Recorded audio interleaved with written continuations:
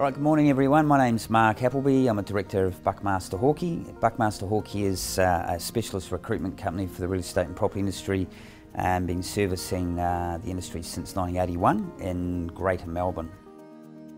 The number of entry-level positions, unfortunately, is a lot fewer than those that are seeking experience. So, for example, we've probably got anything like 70 vacancies on our books currently across different skill sets and roles. But of those, there'd only probably be a very small few that would be entry level. So persons like yourself looking to get into the industry.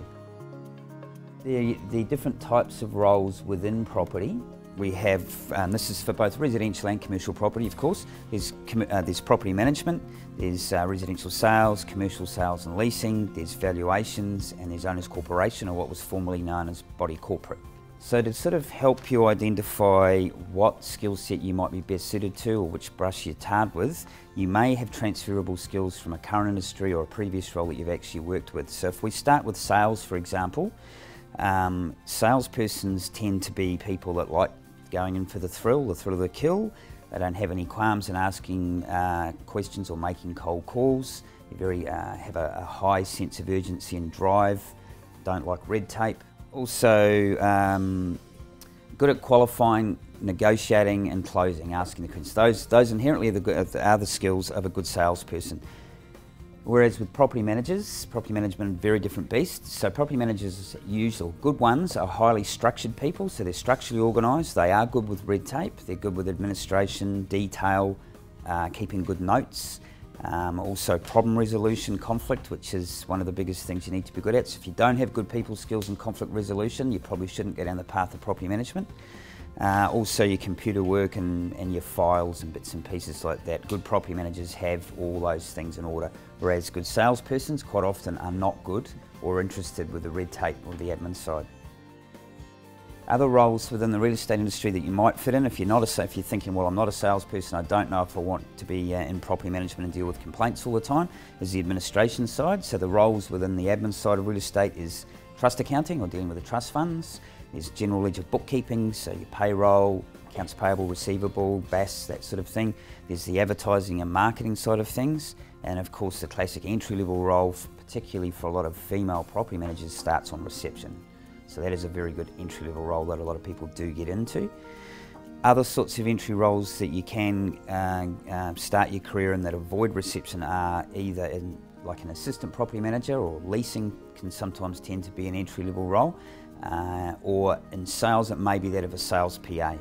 Now in my opinion that is the best way to start a career in sales if you're going as a sales PA, because you are shadowing and learning from an expert or a high-performing salesperson. So normally you'll assist them with all their prospecting activities, you'll do open for inspections, you'll record all the information from the weekend's opens, and pretty much everything from the listing appraisal that happens right through to the auction day. You're doing a lot of the legwork, but you're not ultimately responsible for getting the listing on board. That is the salesperson's responsibility. So it's a way of learning from an expert, because if he requires a PA, it means that that person is successful enough that they don't have enough time in the week to do everything themselves, and you'll be hearing a million times the same things being said in dealing with objections and how the person goes about the art of listing and selling real estate. So that is a good way to launch your sales career. Depends on how quickly or what transferable skills that you bring to the table. So if you come from, say, hospitality or some other services industry and you've got transferable skills, you'll ramp up quicker than somebody who hasn't been in the workforce for very long. I think typically going into assistant property manager would be the best way to start. The salaries for assistant property manager ranges anywhere from high 30s through to sort of 45,000 to start with. Then once you actually make the transition to become a property manager, the salaries range anywhere up to about 65,000, maybe 70 at a push with a high profile agency in a city area. So it's really how long that journey takes will be down to the individual as to how quick you take to things and how much responsibility that you can actually take on. Some of the larger agencies do property graduates, otherwise they tend to go fishing in the pools of what we call second tier commercial agencies, so that's not your international companies like CBRE or Jones Lang. So it might be a local agent in the city fringe or the suburbs, and they will either look for experienced commercial property managers to bring on board or through the property graduate program. Some organisations, and we've got some clients, will allow, do actually take residential people and make the transition into commercial. Not all of them. A lot of them do prefer that you have commercial experience. There's not as many out there being done as perhaps what could be, but there is funding available depending on what qualifications you do or don't have, and through registered training officers and state government funding, which it costs, the employer actually is paid money if you successfully complete it. So they do exist, but they are few and far between. In residential agencies, sometimes the sales administration experience will be going through the front desk. So if you're working for a small real estate business that doesn't have a large sales team, it might not require them to have a separate sales administrator. So the receptionist may do that. And then if you want to get off reception, you might leave that agency and join a company with a larger sales team and then go into a sales admin role from there. So it's probably, or if you go to an organisation that will actually train you, if you've got the transfer, good computer skills, attention to detail, those sorts of things, they may put you into a sales admin role straight away. Between 35 and 45,000 per annum, anywhere in that range, depending on what experience you bring, how much reception experience, and also depending on what else is involved with the role. So if it's a very busy reception desk that has high volume phone calls and foot traffic, it might have a smaller component of admin, but if it's a quieter office and smaller, you might have a higher level of administration duties and only smaller amount of calls and incoming phone lines. In terms of the commission or the pay, as I mentioned before, up to about 40% of the fee generated from the sale is about what a salesperson can expect to earn. There are exceptions for that. For high performers, there'll be arrangements where there'll be a higher payout figure for high performer sales agents, but it's uncapped and it's generally always commission orientated. So there might be a small retainer, 30,000 a year, which is offset against commission, but sales roles are not salaried positions. It comes down to cultural fit. It's transferable skills, getting in, and cultural fit. Age has nothing to do with it. Attitude, energy, determination, being coachable. So I guess if you're mature and you're stuck in your ways and you're not as coachable, well, that wouldn't be as ideal for an employer. But it really comes down to, like I mentioned earlier, cultural fit in real estate is equally as important as the skill set itself. Look, typically most real estate businesses are conservative, so the expectation of attire is corporate, generally speaking. Now you can have some that are business smart, and there are variations, but generally speaking, if you're looking at it as a whole, they are a conservative type of industry when it comes to dress. So suits, having your hair tied back, not having facial piercings. If you do have tattoos, having them covered up, that's the sort of thing that would be the expectation of most instances, and for interviews, which I'll cover shortly. The number of entry-level roles are small because most small businesses don't have a huge HR infrastructure that has the time and resources to put the training in. So that's why, even though it's a candidate short market, particularly in residential property management, there's a shortage of good property managers. The irony is that there's a lack, or there's not very many entry-level roles. So you've just got to be tenacious, you've got to look at Seek, you've got to register with recruitment companies like ourselves, you need to network and be proactive through people that you might know in the industry.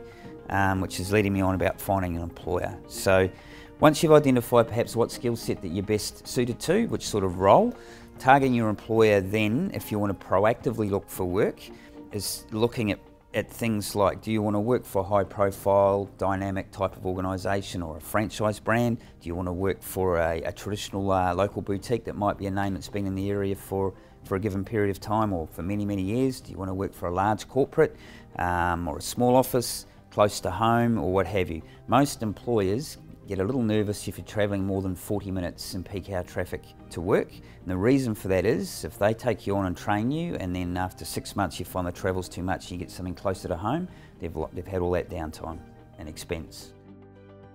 With regards to proactively looking for work, if you're looking at working close to where you live, which is a good idea, what you need to do is get your resume done, and we've got resume tips on our website.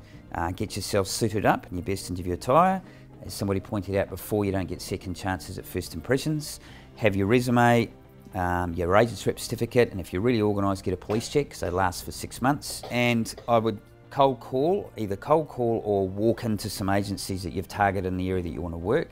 And be polite to the receptionist. Then you will want to ask with a hiring manager, either a director or somebody who hires staff, make an introduction, give them the resume, see if there's any opportunities. Now there may not be, there may be. They might say, look, give me a call in a month. Now if you're a good estate agent, you'll diary that and ring in a month. Follow up It doesn't take, it's not very hard to be better than average, but follow-up is key if you want to be successful in sales, particularly in property management, if you want to complete tasks and not have the phone ringing because you haven't done something.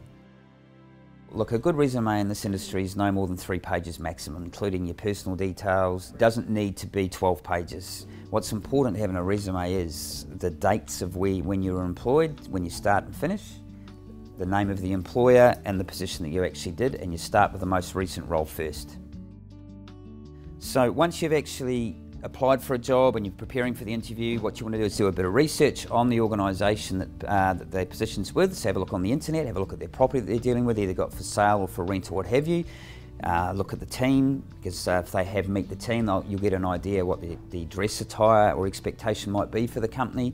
You want to be armed with information and research so when you're asked at the interview, you know something.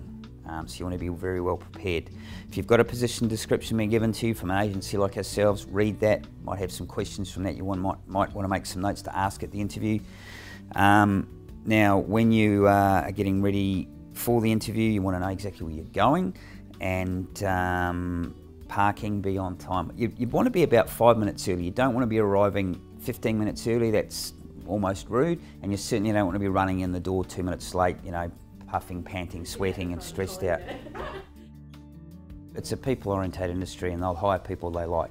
So, preparing some questions that you might actually have, because you want to make sure that you're looking at targeting an employer of choice. So it's a two-way street when you're being interviewed. It's not just about them and what they want and seek of you. It's equally as important for your career to make sure that you're aligning yourself with an employer that is a decent one. So what I mean by that is an employer that actually does give good training, has good staff retention, so you'll be wanting to ask questions like, why is the vacancy actually there? Is it newly created through growth? Is it a resignation?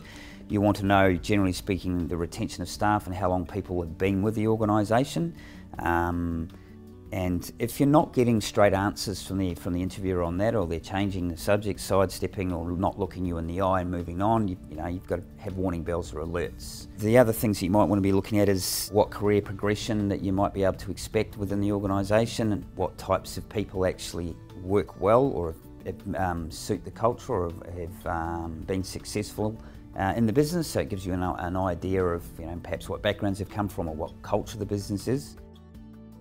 With the interview, when you are greeted, firm handshake, maintain eye contact. Don't have your sunglasses on your head, don't chew gum. Be dressed as I mentioned before. You can always tone down or dress down, so if you go in corporate attire, like I said, there's tips on our website that describes exactly what that actually is. So if you don't know what corporate attire is, go to our website and have a look.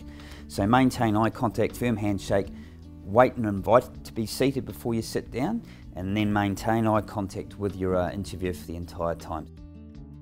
Wait to be asked questions, think about the question and then answer it.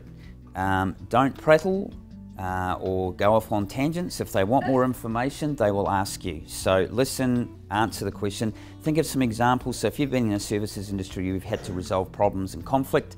Think of some examples of those sorts of things. If you're going for a property management role, you might be asked a question about dealing with problems, and if you've been exposed to a role where you've had something hostile happening. So be armed with a few examples of those sorts of things. Near the end of the interview, now if you're not being represented by a recruitment company like ourselves, don't be scared to ask them what's going to happen from here. What can I expect in terms of the interview process? Will there be a second interview? And see what their reaction is. If they say, look, give me a call in a few days' time, diary it, make sure that you do it. There's a difference between stalking an employer and being too lax. Well, it also means you're not going to be a very good estate agent, because if you don't diary to follow up, which is the key thing estate agents need to be with your sales or property management. So for some people it's a test. Ring me on Friday the 26th, see if the people ring them. So it's critical you do that. If you're going to go for an interview through a recruitment company, we're going to brief you on the role, the culture, the size of the company, what's required. So you've got a lot of information prior to you actually arriving at the interview. Also, our client will be briefed on you and our work that we've done with you, so how you've interviewed, your reference checks that we've actually done on you, how you present, what you're looking for. So the interviewer is then briefed with a certain amount of information. So when you get to the interview, it's actually a warm interview. You're not starting from cold, from scratch, because you already know a certain amount about each other through the recruitment company. Then we are like an agent, because we're dealing with candidate and employer in terms of if that's going to be a good marriage, well then we're stepping you through and holding everybody's hand through till you've signed off on an offer and start the role. Traditionally, in the old days, people started in residential property management and might have done that for a year or two, and then moved over to sales. It's sort of a bit cliche now. Property management's been a career in its own right because it's a very different skill set for over 20 years. So some people are able to do both real estate sales and property management, but as I mentioned earlier on, they're very different skill sets. So good salespersons often would be hopeless property managers and vice versa. So generally speaking, identifying which one you are earlier on in the piece. Now you might not know until you get in there. You might start on reception and go, I don't know yet because I haven't been exposed to sales, I haven't been exposed to conflict resolution, and the more that you actually hear and see things and things that actually go on in the real estate business when you're at reception might help you then thinking, this is what I'm best suited to, or this is what I'm most interested in. So if you're dealing with a lot of investment sales, off the plan sales with CBD apartments and Docklands, and you might have, for example, a lot of Asian investors, and you speak Mandarin or Cantonese as well as English, definite advantage. So, or if you speak Italian or Greek, you might want to target working in an area where there's going to be Italian and Greek landlords, for example. Well, that's like at the interview asking why the positions become vacant and seeing what the response is. How long have the people actually been with your business for? They should be able to, a good employer will look you in the eyes and know the answers and give you direct answers. That's how you differentiate between a good employer. When you ask them about training and induction, they should be able to tell you about that. You might, if you're in sales, might say what sort of range of income do the sales agents actually earn to see how successful that business is. Now they're not going to say to you, Johnny Smith earned $200,000. They'll say my sales agents earn anywhere between $80,000 and $300,000 a year. So your high performers, your 300 in, someone who's new to it might be doing 120, for example. Ask good questions in order for you to help decide, do I want to work with this organisation or not?